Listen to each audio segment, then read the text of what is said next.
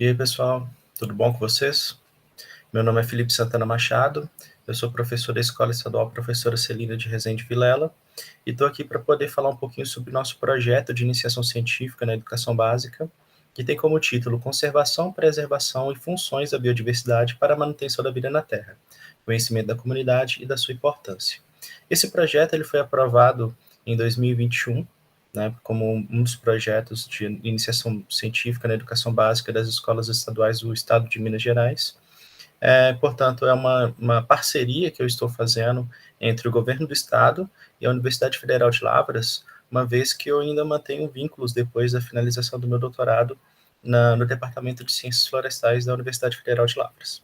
Então, esse projeto, pessoal, ele tem uma história por trás, né? A gente sabe que o nosso país ele é mega diverso, né? Já entrando um pouco nessa questão da introdução, e nós temos inúmeros domínios e biomas, né? Domínios morfoclimáticos, a gente pode falar aí Amazônia, Cerrado, Mata Atlântica, enfim, e todos eles apresentam uma biodiversidade. Quando a gente separa etimologicamente a palavra bios e diversidade, bios significa vida e diversidade inclui todo o entrecado de relações e todos os números, toda a quantidade de elementos que todos os reinos dos seres vivos podem nos proporcionar. Lembrando que nós temos 5 grandes reinos, né? Monera, protista, fungi, metáfita e metazoa. E, além disso, nós temos também outros elementos que não são considerados como seres vivos, como, por exemplo, os vírus. Os vírus, eles não são considerados seres vivos, eles são parasitas intracelulares obrigatórios, mas o tempo todo nós estamos aí passando pela criação de novas cepas, novas variantes, como a Omicron, que apareceu no final de 2021 e está incomodando a gente agora em 2022, e que é considerado também como diversidade. É controlador de diferentes populações, e toda essa biodiversidade tem uma ecologia associada, né? A ecologia, por si só, ela tem o conceito de distribuição da abundância dos organismos e das interações que determinam essa distribuição e abundância. Em outras palavras, é basicamente os elementos, a diversidade influenciando o meio e o meio influenciando essa diversidade. E isso, pessoal, a gente tem que levar em consideração todo o nosso país. A gente está falando aqui de Brasil. Nossa pesquisa não vai englobar todos os domínios morfoclimáticos, não vai englobar todos os biomas, mas a gente quer pegar uma boa proporção, uma vez que o sul de Minas ele apresenta 2 domínios morfoclimáticos, que é a Mata Atlântica e o Cerrado.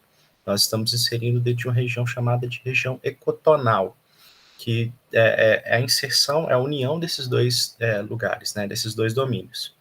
Numa pesquisa breve que a gente fez para a redação do projeto, nós identificamos através do site do Ministério do Meio Ambiente ano passado, uma presença de 116.839 espécies de animais e 46.355 espécies de vegetais. A gente sabe que essa biodiversidade ela é muito aquém daquilo que de fato é, porque as pesquisas ainda acontecem, como eu tive contato com muitos taxonomistas, tanto botânicos quanto zoólogos, eu converso bastante com eles, eles falam que o tempo todo existem novas espécies sendo descritas.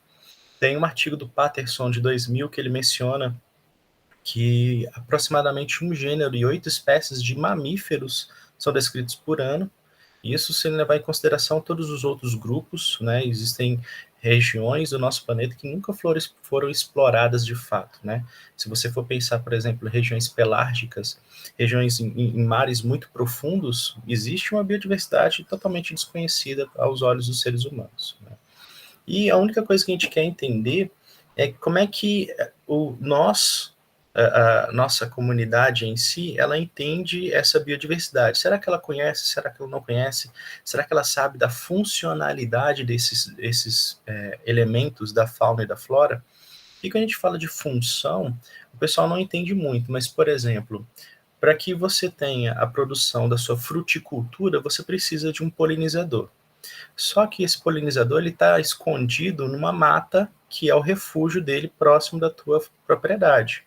Se por algum acaso você destrói essa floresta, se você destrói essa mata, muito provavelmente você não vai ter esse polinizador, e esse polinizador, ele consequentemente não vai produzir os frutos e você vai ter um problema com relação a isso. Então, é um serviço ecossistêmico que é prestado pelas plantas e pelos animais, nesse caso, né?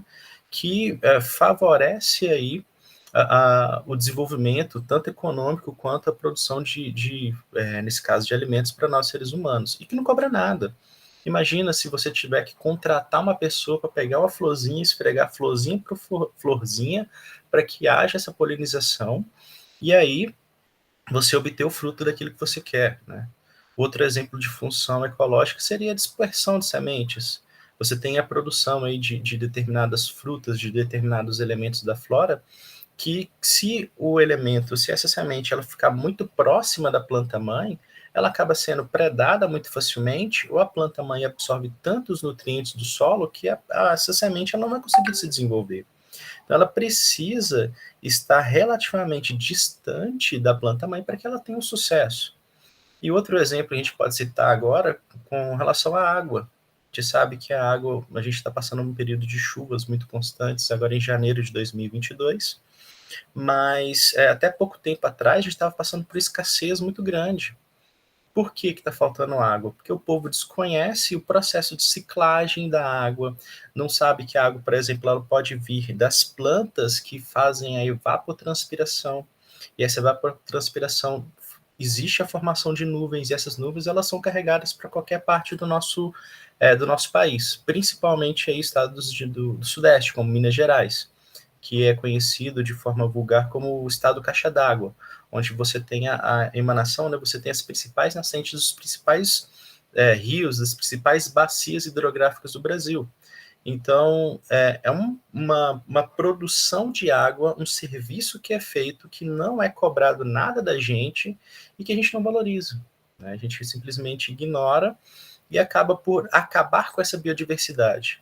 Aí você vira para mim e pergunta, Felipe, se eu acabar com uma planta, isso vai influenciar, por exemplo, no ciclo de água? Claro que vai. A gente sabe, por exemplo, que existe essa questão da evapotranspiração.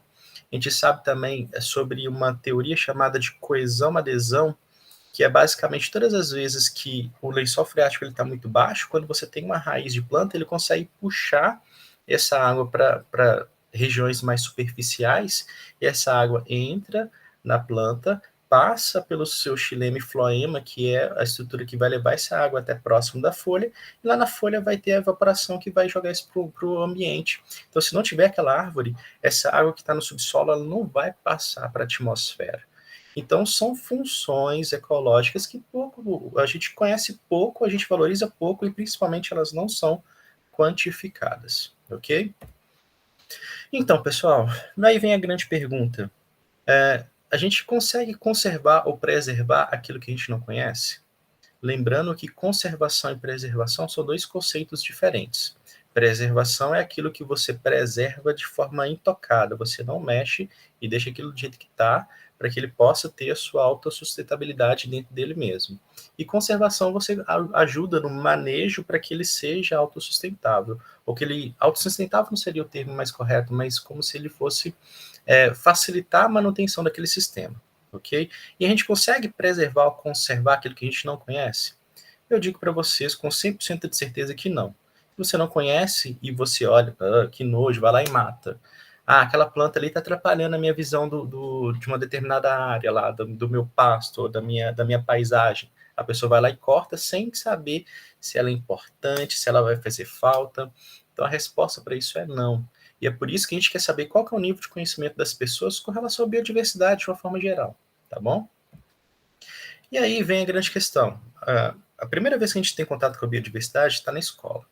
Só que os livros didáticos, eles não nos ajudam muito porque eles apresentam muitos conceitos, né? Ele é muito conceitual. Além disso, ele apresenta uma visão muito antropocêntrica. A gente sabe que nós, seres humanos, nós somos um grãozinho de areia dentro dessa grande teia de relações ecológicas que existem, que vão formar aí o nosso planeta e até, às vezes, o nosso universo. Nós somos nada diante disso, né? A gente precisa entender que aquilo que a gente faz pode influenciar de forma que haja um efeito em cascata que possa atrapalhar o funcionamento de um ecossistema.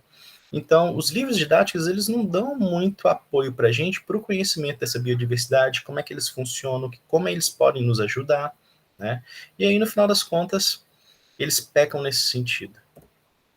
E a gente tem que tomar muito cuidado, porque a biodiversidade, a gente tem os primeiros contatos na infância. Se você tem uma conotação negativa, você acaba por criar uma repulsa. Eu já vi, igual tá nessa imagem aqui da criancinha vendo a borboleta, né? Tem crianças que adoram borboletas, acham maravilhosas, ficam brincando, recolhem, às vezes pegam uma lagarta para ver o processo de metamorfose. Mas eu também já vi pessoas que não pode ver uma borboleta e que entra em pânico. Gente, o que uma borboleta vai fazer contigo? Nada. Isso é uma conotação negativa que foi criada durante a infância e isso gerou essa repulsa ao longo da vida dessa pessoa. E para quebrar esse paradigma é muito mais difícil.